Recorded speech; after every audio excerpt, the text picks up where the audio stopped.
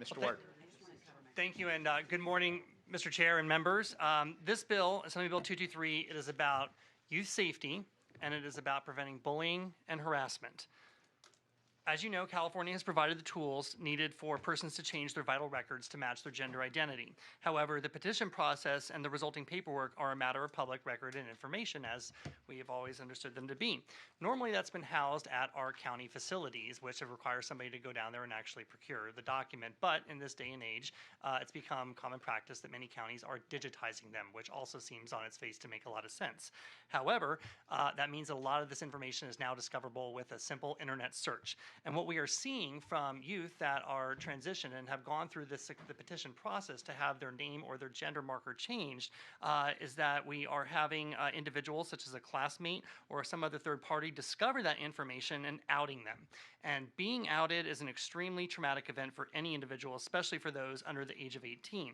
According to the Trevor Project, transgender and non-binary youth are 2.5 times as likely to experience depressive symptoms, seriously consider suicide, and attempt suicide compared to their cisgender peers. So by allowing people to choose when and how they decide to share their personal information, this will give them the confidence to navigate their gender identity issues without fear of retaliation. Assembly Bill 223 protects the privacy and mental health of transgender and non-binary youth by making common sense changes to the process for persons seeking a gender or sex identifier change by placing the petition and the resulting paperwork under seal until that person is 18 years old. This bill makes no changes to the actual name or gender change process, nor does it change parental or familial access during that process. It simply ensures that the resulting paperwork remains private. For witnesses and support, I have Kathy Molig with the Trans Family Support Services and Trans Youth Liberation, and Clarice Barrellet, a family law attorney. Ms. Molig. Good morning. Thank you. My name is Kathy Molig, she, her are my pronouns, and I am the founder and executive director of Trans Family Support Services.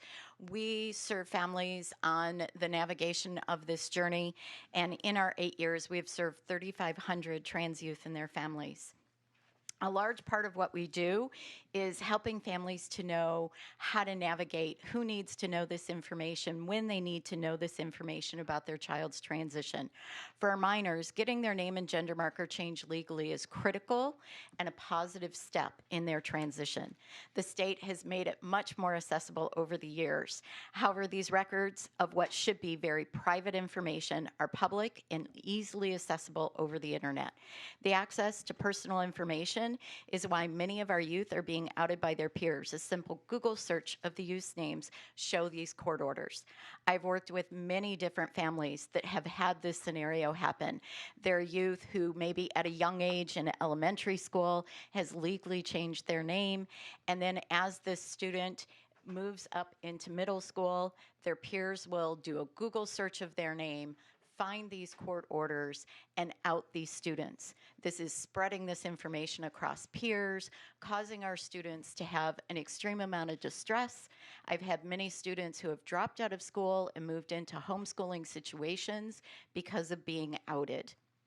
Often these parents don't even know these court orders have become public records and are easily consumable, making this experience even more troubling for these families. No minor should have their private information shared in such a public way. So on behalf of the thousands of trans youth and families, I urge your support of this bill. Next witness. Good morning. My name is Clarice Estrada Barrellet, and I'm a proud parent of a trans child. The advances we've made in technology test our expectations to privacy so that we must continually define what privacy means. Anyone with a smartphone can get information about almost anyone within a matter of seconds. For parents of trans kids like me who lovingly sought to support them via a name and gender marker change and protect the privacy of a former name and identity that didn't match how our kids felt inside, we have subsequently learned just how easily accessible these court records currently are. In addition to being a parent, I'm a lawyer, and I spent a lot of time in law school learning about and debating the right to privacy in many contexts. In my practice of family law and restraining orders, I continue to face these issues on behalf of my clients in response to the other side. I understand and appreciate the concept of an open judicial system as fundamental to our democracy. But in addressing that openness, even our U.S. Supreme Court acknowledges that this is not without anticipated exceptions. One such important exception is petitions for name and gender marker changes for minors. My trans child was only 8 years old when he messily scrawled his signature, what was meant to be his signature, on the petition I submitted on his behalf for a name and gender marker change. He certainly did not at that time and could not appreciate the details surrounding the petition, only that he was clear in his mind and in his heart that the feminine name and status of female did not accurately represent how he felt. We'd already been informally using his preferred name, but he was outed any time his legal name was required. He suffered from gender dysphoria, a term I turned to Google to better understand. The same Google where the top hit is my son's case for his name and gender marker change. And just as he and I believe that what is or is not in his pants is private, we also believe that a petition made on his behalf as a minor before he could give legal consent to its disclosure should be kept private. We believe that this type of court proceeding is among those that our high court accepted, and we're confident that the state of California will continue to be a leader in codifying our right to privacy, especially with the young and vulnerable population of trans youth. Thank you. Thank you. Any other witnesses in support? Name and organization only, please. Becca Kramer Matter on behalf of ACLU California Action and Support. Craig Pulsfer on behalf of Equality California and Strong Support. Jonathan Clay, board member of Trans Youth Liberation and Support. Thank you. Oh, sorry. You're behind the guy who's 6'10", so. Madi Roby with Yeah. Trans Family Support Services and Support. Yeah. Okay, now I see. Seeing no further witnesses in support, witnesses in opposition?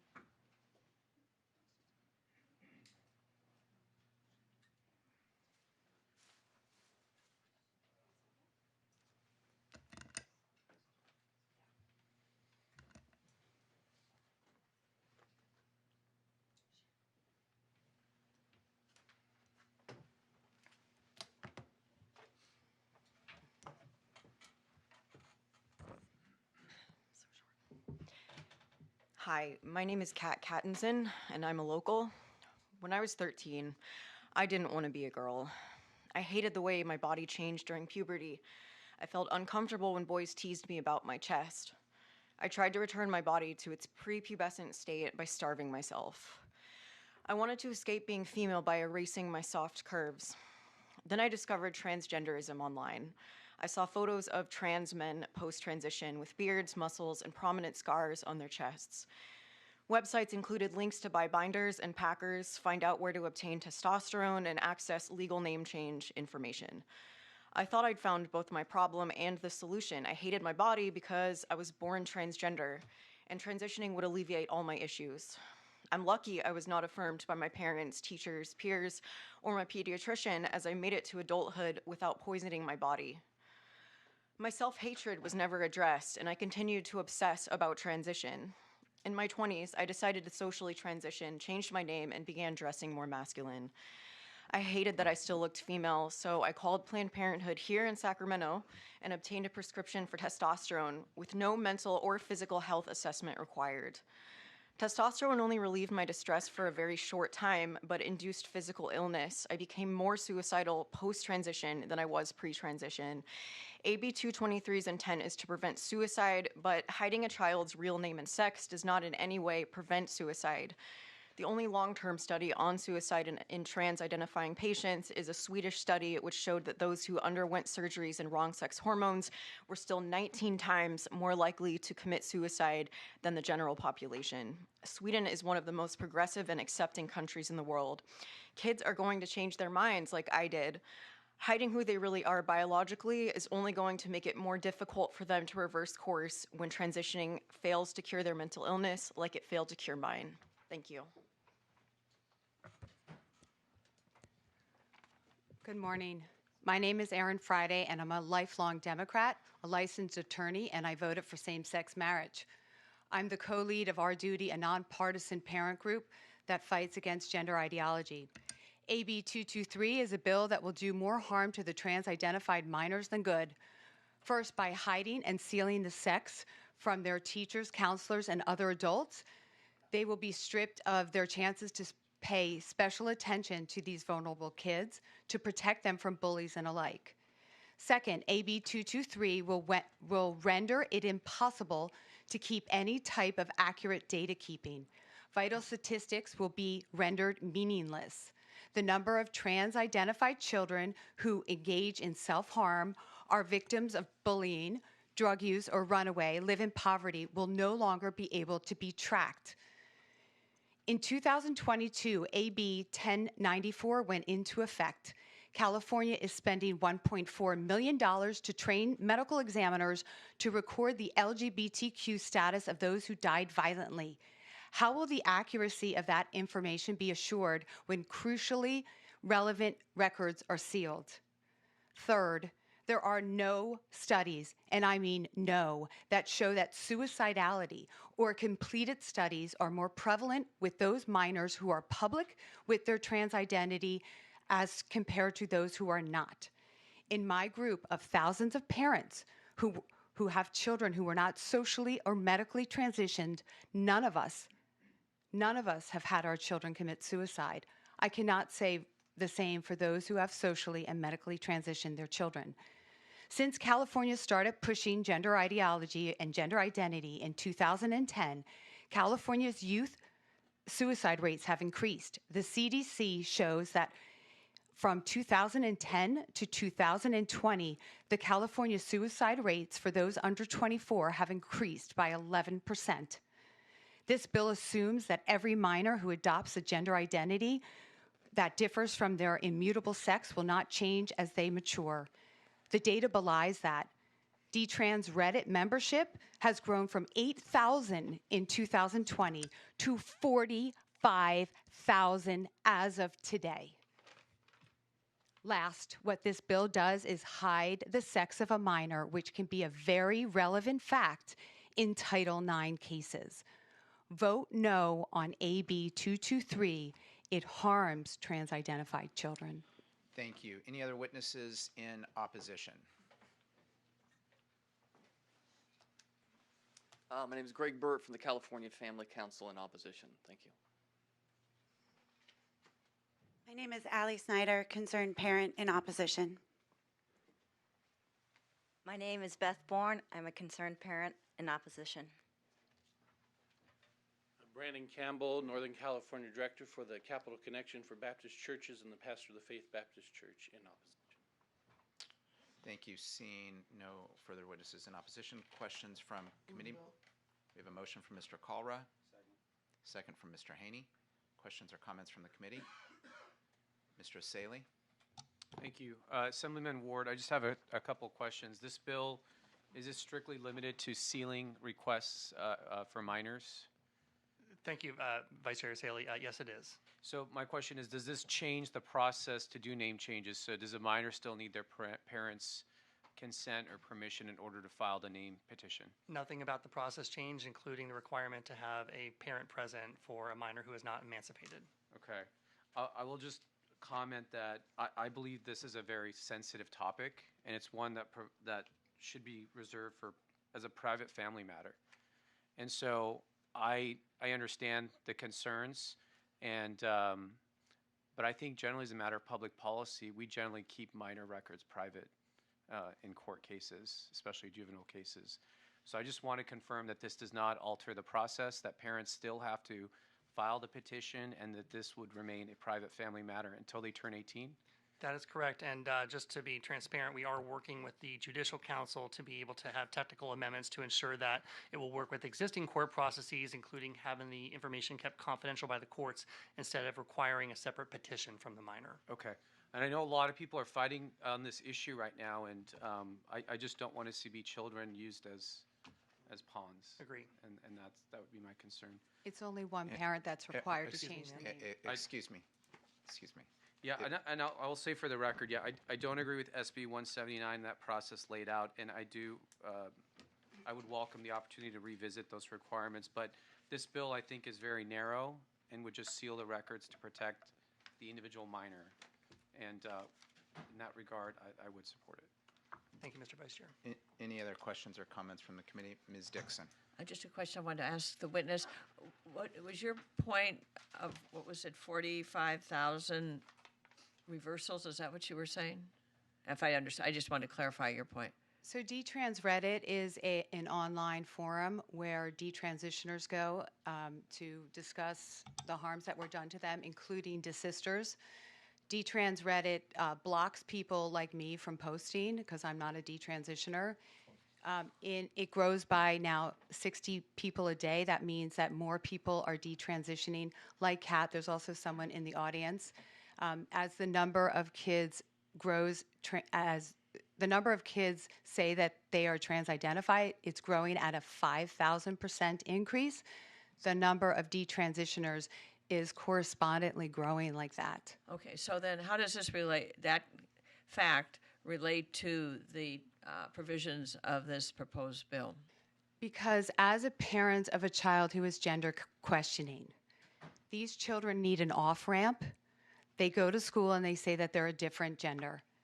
They can't just then go back to school and say, actually, no, I'm actually the sex that I was born. They need an off-ramp.